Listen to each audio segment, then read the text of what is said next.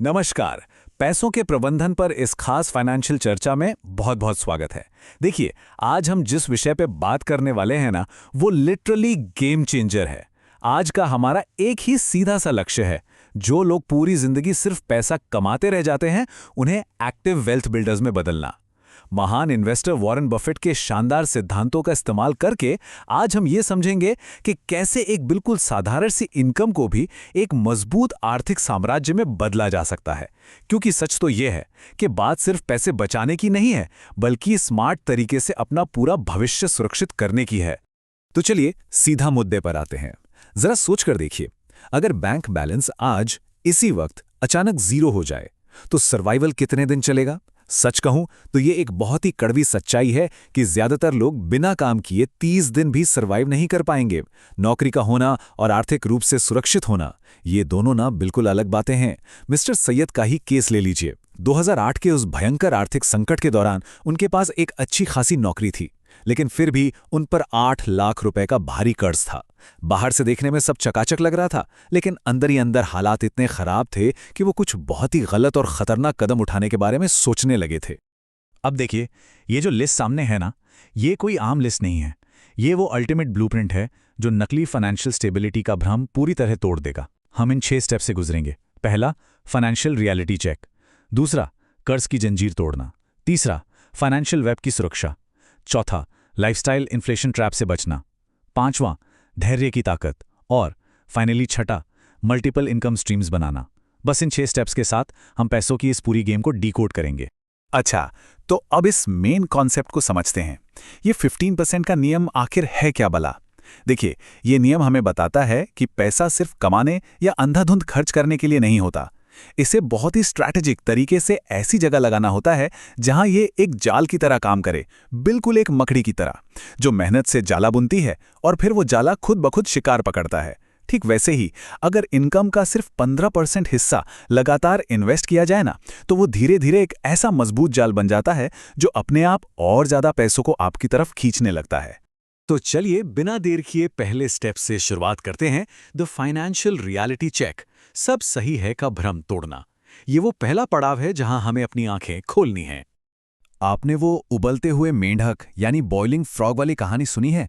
अगर एक मेंढक को खौलते पानी में डाल दें तो वो तुरंत छलांग मारकर बाहर आ जाएगा, लेकिन अगर उसे ठंडे पानी में रखकर पानी को धीरे धीरे गर्म करें ना, तो उसे खतरे का एहसास ही नहीं होगा और अंत में उसकी जान चली जाएगी। कर्ज और ईएमआई का खेल भी बिल्कुल ऐसा ही है। ये बोझ शुरू में इतना नॉर्मल लगता है कि हम वार्निंग सिग्नल्स को पूरी तरह इग्नोर कर देते हैं, और जब तक समझ आता है तब तक बहुत देर हो चुकी होती है। और ये जो नंबर सामने हैं, ये प्रेम प्रकाश की कहानी को बिल्कुल परफेक्टली समझाते हैं। देखिए, इनकी सैलरी 25,000 रुपए है। बाहर से देखेंगे तो लगेगा वाह क्या लाइफस्टाइल है, लेटेस्ट गैजेट्स, बाहर खाना पीना, शॉपिंग। लेकिन जब इनका फाइनेंशियल रियलिटी चेक किया गया तो क्या निकला? 25,000 में से सीधे 20,000 रुपए तो सिर्फ ईएमआई और लोन भरने में जा रहे हैं। मतलब असली सेविंग्स एकदम जीरो। ये एक बिल्कुल खोखले बैंक अकाउंट की डरावनी तस्वीर है, जिसे बस बाहर की चमक दमक ने बड़ी चालाकी से छुपा रखा है। अब आते हैं हमारे दूसरे और बहुत जरूरी स्टेप पर, कर्ज की जंजीर तोड़ना, उधार लेने से लेकर वेल्थ बनाने तक। क्योंकि असली वेल्थ तब तक नहीं बन सकती जब तक ये पुरानी जंजीरें टूट न जाएं। तो इस जंजीर को कैसे तोड़ें? इसके लिए मशहूर फाइनेंस एक्सपर्ट डेव रैमजे का स्नोबॉल मेथड एकदम जादुई तरीके से काम करता है। इसमें ट्रिक ये है कि सबसे पहले सबसे छोटे कर्ज पर अटैक किया जाए। जैसे सबसे पहले वो 10,000 रुपए का दोस्त का उधार चुका दें। जैसे ये खत्म होगा ना, आपको एक कमाल की जीत वाली फीलिंग आएगी, और यही छोटी सी जीत वो मोमेंटम और कॉन्फिडेंस देती है जिससे आप फिर 1 लाख के फोन लोन और आखिर में 5 लाख के कार लोन जैसे बड़े पहाड़ों को भी आसानी से तोड़ सकते हैं। अब इस स्लाइड पर जरा गौर कीजिए, क्योंकि ये बहुत ही दिलचस्प है। कर्ज खत्म होने के बाद अगर इसी 15% वाले छोटे से हिस्से को किसी इंडेक्स फंड में लगातार बिना रुके इन्वेस्ट किया जाए ना, तो 15 से 17 सालों में कंपाउंडिंग का ऐसा जादू चलता है कि ये एक बहुत बड़ी वेल्थ बन जाता है। और बाकी के बचे 85% में, उसमें अपनी जिंदगी पूरे मजे से जी जा सकती है। बस यही वो पॉइंट है जहां पैसा सच में पैसे को खींचना शुरू कर देता है। दौलत बनाना एक बात है, लेकिन उसे बचाए रखना वो बिल्कुल अलग गेम है। इसलिए हमारा तीसरा ब्लूप्रिंट है फाइनेंशियल वेब की सुरक्षा, कंट्रोल अपने हाथ में लेना और सेफ्टी नेट्स। अर्शी की ये कहानी हम सबके लिए एक बहुत बड़ा अलर्ट है। उन्होंने क्या किया?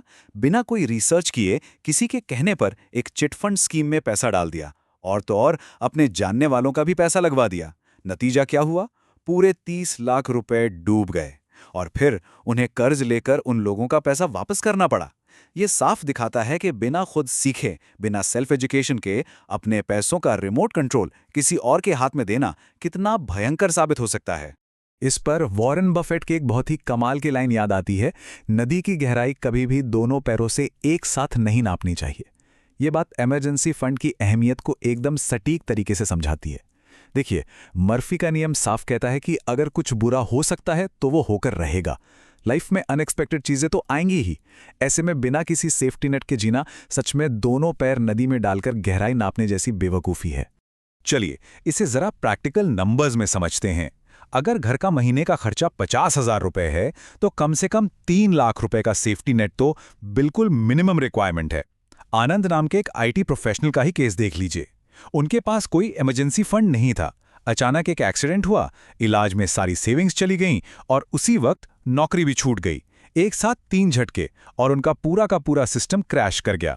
इसीलिए कम से कम 6 महीने के खर्च जितना इमरजेंसी फंड होना कोई लग्जरी नहीं, सबसे बेसिक जरूरत है। अब बढ़ते हैं चौथे स्टेप की तरफ, लाइफस्टाइल इन्फ्लेशन ट्रैप से बचना। ज्यादा कमाएं, ज्यादा बचाएं। ये वो साइलेंट किलर है जिसमें अच्छे अच्छे लोग फंस जाते हैं। चलिए देखते हैं कि ये ट्रैप काम कैसे करता है। रोहित के इन आंकड़ों को देखिए। जब वो जूनियर लेवल पर था और 25,000 कमाता था तो वो आराम से 5,000 बचा लेता था। लेकिन जब प्रमोशन हुआ, सैलरी सीधे 80,000 हो गई, तो क्या हुआ? दिखावे और उस नए स्टेटस को मेंटेन करने के चक्कर में उसकी सेविंग्स हो गई 0। इतनी बड़ी सैलरी जम का कोई फायदा ही नहीं हुआ, क्योंकि वो सारा एक्स्ट्रा पैसा सिर्फ एक महंगी लाइफस्टाइल को फ्यूल करने में जल गया। इसे ही कहते हैं रैट रेस में फंसना। और यहाँ वॉरेन बफेट का एक और गोल्डन रूल याद आता है। उनका कहना है कि अगर आप वो चीज़ें खरीदते हैं जिनकी आपको ज़रूरत नहीं है, तो बहुत जल्द आपको वो चीज़ें बेचनी पड़ जाएंगी जिनकी आपको सबसे ज़्यादा ज़रूरत है। गोल्डन रूल सिंपल है, जब इनकम बढ़े तो खर्चे मत बढ़ाइए, बल्कि इन्वेस्टमेंट्स को बढ़ाइए। सबसे पहले उस 15% इन्वेस्टमेंट वाले हिस्से को अलग कीजिए, और फिर बचे हुए 85% में अपनी ज़िंदगी बिंदास जिएं। और ये हमें ले जाता है हमारे 5वें स्टेप पर, धैर्य की ताकत, गेम में बने रहना, क्योंकि मार्केट में टिके रहना ही सबसे बड़ी कला है। अमित की कहानी से इसे बड़े अच्छे से समझा जा सकता है। हुआ क्या कि जैसे ही मार्केट थोड़ा सा गिरा, अमित ने पैनिक कर दिया और डर के मारे अपनी एसआईपी रोक दी। और जब मार्केट ने वापस बाउंस बैक किया, अमित उस मुनाफे से पूरी तरह बाहर था। वहीं दूसरी तरफ जो एक पेशेंट यानी धैर्यवान इन्वेस्टर होता है ना, वो जानता है कि मार्केट का गिरना डरने का नहीं, बल्कि और भी सस्ते में क्वालिटी एसेट्स खरीदने का सबसे शानदार मौका होता है। जो लगातार बिना घबराए टिका रहता है, कंपाउंडिंग का असली जादू सिर्फ और सिर्फ उसी के लिए काम करता है। फाइनली हम आ गए हैं इस ब्लूप्रिंट के सबसे मजबूत और आखिरी स्टेप पर, मल्टीपल इनकम स्ट्रीम्स बनाना, असली सुरक्षा। इसे ऐसे समझिए, नेहा के पास 60,000 की बड़ी अच्छी कॉर्पोरेट जॉब थी, लेकिन प्रॉब्लम यह थी कि वही उसका एकलौता इनकम सोर्स था। जब कंपनी ने ले-ऑफ्स किए यानी छटनी की, तो उसकी पूरी दुनिया एक झटके में उजड़ गई, क्योंकि कोई बैकअप प्लान था ही नहीं। आज के इस अनिश्चित समय में ना, सिर्फ एक सिंगल इनकम सोर्स पर पूरी तरह निर्भर रहना लिटरली सबसे बड़ा रिस्क है। तो सबसे अहम पॉइंट क्या है? असली फाइनेंशियल सुरक्षा तब मिलती है जब हम अलग अलग धागों को मिलाकर एक ऐसा मजबूत वेब यानी जाल बुन लें जो सिर्फ हमारी दिन रात की मेहनत पर डिपेंडेंट ना हो। थोड़ी सी फ्रीलांसिंग, शायद कोई छोटा सा ऑनलाइन बिजनेस, कुछ अच्छे डिविडेंड देने वाले स्टॉक्स या फिर रेंटल इनकम। जब ये सब एक साथ मिलते हैं ना, तब एक ऐसा बुलेट प्रूफ सिस्टम बनता है जो कभी फेल नहीं हो सकता। इस खास फाइनेंशियल चर्चा को खत्म करने से पहले एक सवाल है जो हम सबको खुद से जरूर पूछना चाहिए।